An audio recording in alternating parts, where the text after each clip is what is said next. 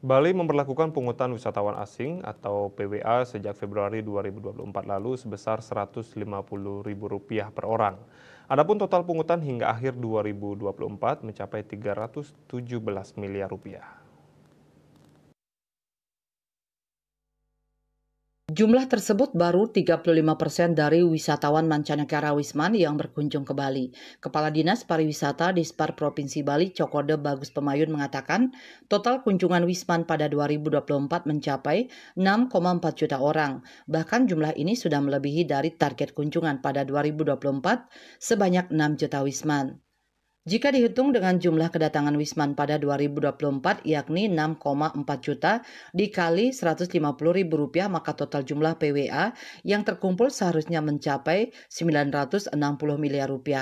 Cok Bagus Pemayun menjelaskan ini merupakan program baru yang membutuhkan terus sosialisasi.